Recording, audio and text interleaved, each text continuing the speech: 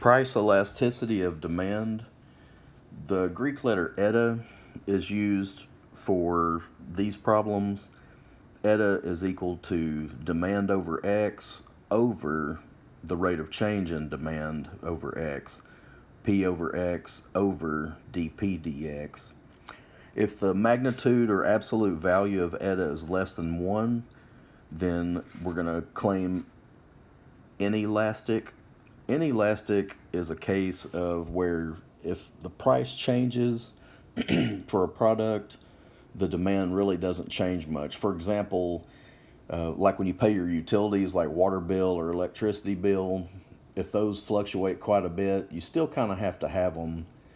So that'd be a case of inelastic.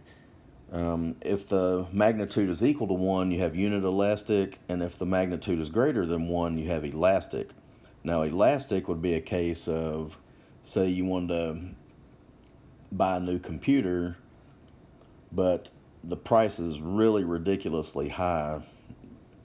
That's a case of where the price would affect whether or not you buy something a lot more than, say, a fluctuating utility bill. So elastic is giving you some room on changing price to increase or decrease demand, where inelastic, you kind of are just basically stuck with the price. You kind of have to have something, whether the price is cheap or a little more expensive. We're still going to be talking about revenue functions. That's going to be x times the demand function p that you'll be given. You'll always be given the p. You'll have to create the revenue. When we graph the revenue, and I'm going to show you some techniques you can use without a graphing calculator. If you still have a graphing calculator, please feel free to use it. They're not required for this class, so I don't require you to graph with a graphing calculator, but if you happen to have one, feel free to use it. Your revenue function is going to look like a parabola where its peak occurs at unit elasticity. The part of the graph where you're increasing up to that point gives you an interval of elasticity, but once you cross the top of the hill, then you're in an interval of inelasticity. And so we're going to discuss those on the next example, or we're going to do it through an example on the next page.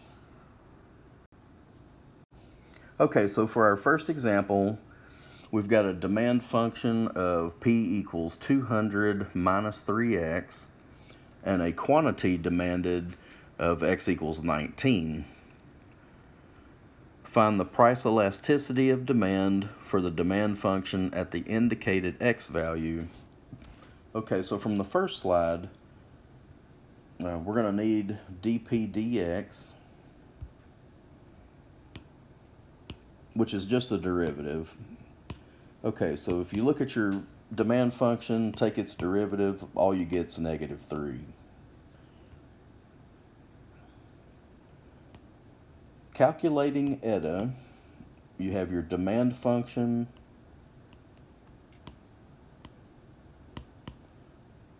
over x over the derivative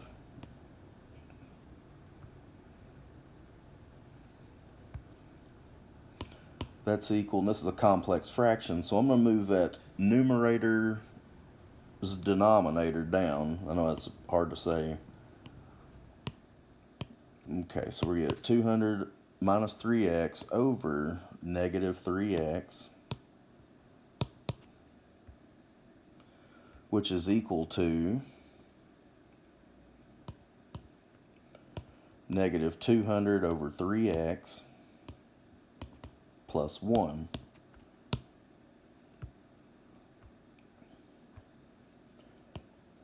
Our quantity demanded was x equals 19, so eta with a 19 subbed in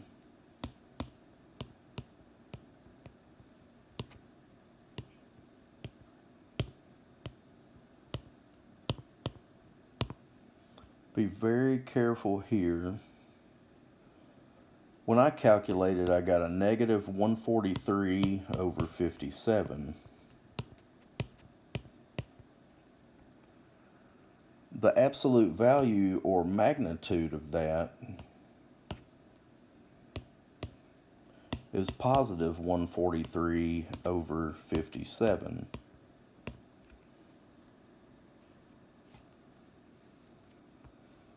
That's greater than 1, so we have elastic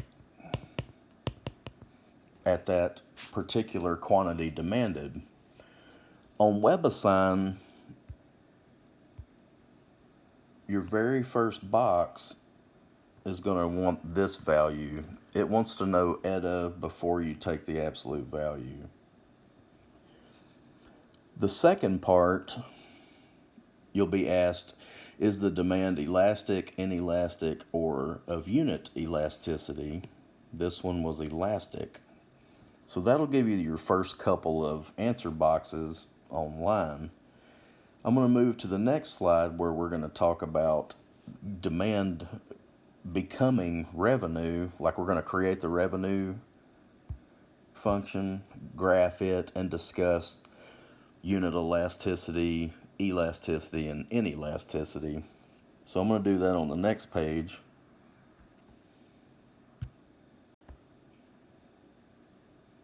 Okay.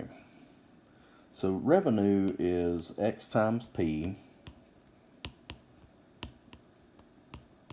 Our demand function is still 200 minus 3x,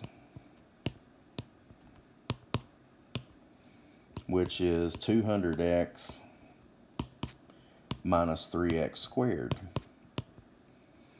If you prefer to write it with the x squared term first, that's totally fine. It does not matter which order they're in. Now we're going to have some college algebra flashbacks here. Because this function, if you were to graph it in a graphing calculator,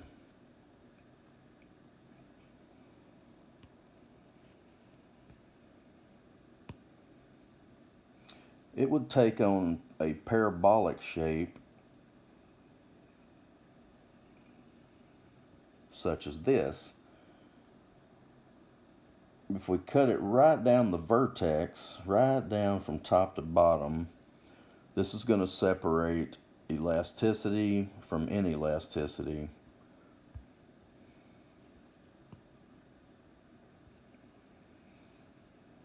And from the very first slide, I marked those in blue and red.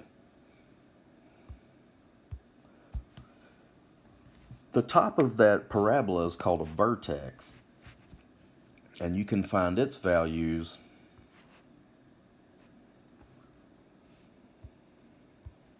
by using the numbers from your function. Specifically, the x-coordinate, which will be this value, you get from negative b over 2a.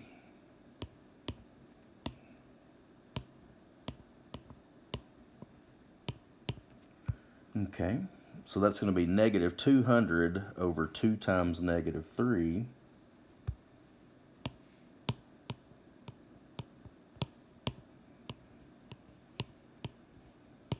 $200 over 6, that is 100 over 3.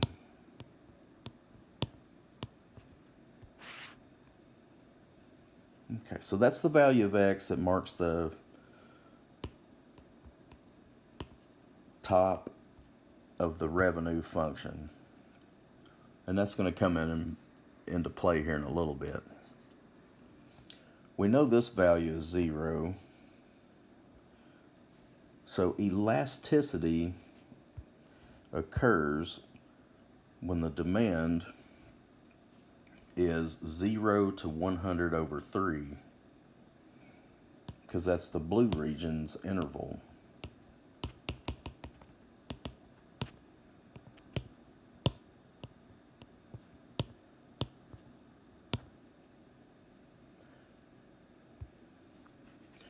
If you double 100 over 3, you get 200 over 3.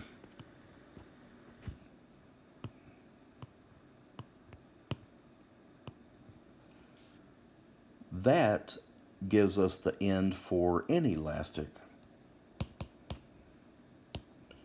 So when you're asked to give the interval of inelasticity, for this particular problem, it's 100 over 3 to 200 over 3.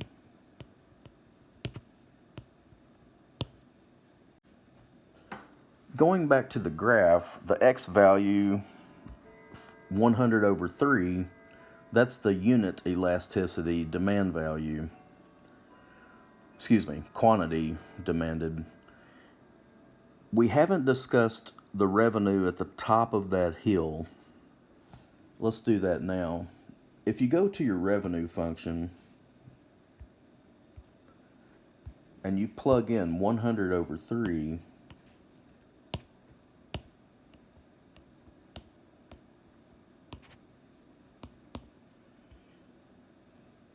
that's going to give us 200 times 100 over 3 minus 3 times 100 over 3 squared. Be very careful entering this into your calculator. If we were to round that to the nearest whole number, it's 3,333. That number, if you go back to your graph, marks off the top.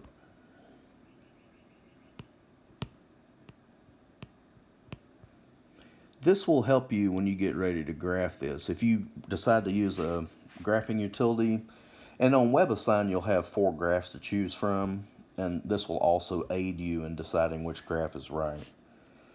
You will look at this value and that value for your kind of guides on which graph to choose. 2 of your 4 graphs in the multiple choice part are just bogus. You won't even worry about them. They look like lines. It's going to come down to the parabolas,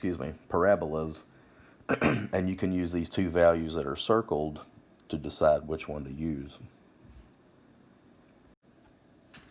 Let's do a second example. It never hurts to see extra examples.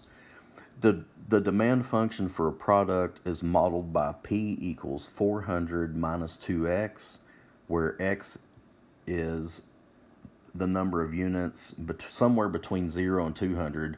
On this problem, we have a restricted domain. The other one we did too, we just didn't highlight it or worry about it. Part A for this one is we're going to determine when the demand is elastic and inelastic, and we're going to write these in interval format. Just like the previous example, first thing we're going to do is go in here and get the derivative of our demand function, dp dx. This one, our derivative is just going to be -2. Eta is going to be, remember that's P over X, so that's 400 minus 2X all over X, and then all over complex fraction, that derivative. And like we did on the previous example, we're going to drop that X down into the big denominator, so that's 400 minus 2X over -2x. Simplifying, that's going to be -200 over x. 400 over 2 reduces to 200. And then -2x over -2x is a +1. For unit elasticity, remember the magnitude of eta is going to have to be equal to 1. So that translates into us solving -200 over x plus 1, absolute value equals 1.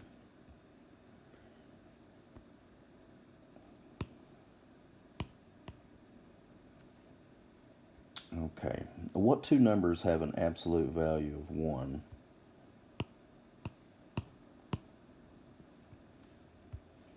That's right, -1 and +1.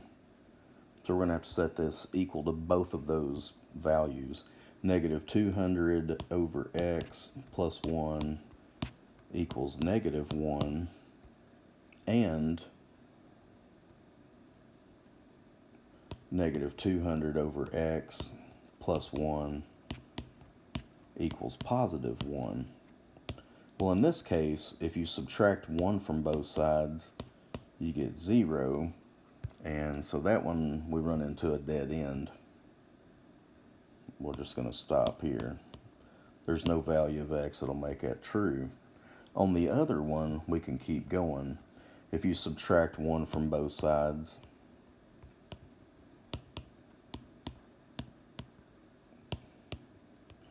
multiply by x,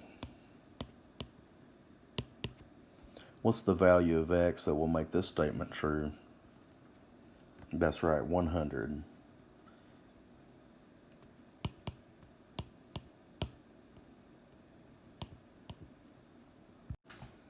Okay, so we found unit elasticity when x was 100.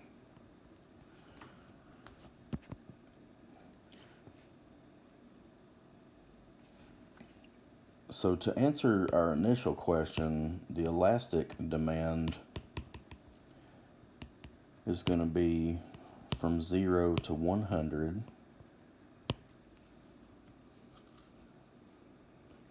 Including 0 on this one. On the previous example, we weren't given a set interval to stay inside. On this one we are. So bracket at the 0, parentheses at the 100. Inelastic demand is from 100 to 200, bracket at the end.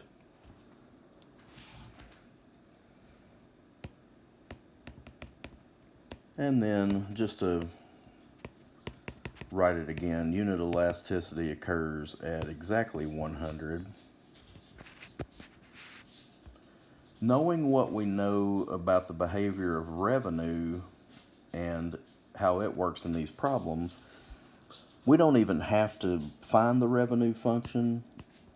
We actually have enough information to do a decent sketch of it. We know it's going to be parabolic in nature because if you multiply your demand function by x, you wind up with a negative x squared term. You can go ahead and do that and graph the function that you get from the multiplication. But from what we know now, the unit elasticity marks the top of the hill.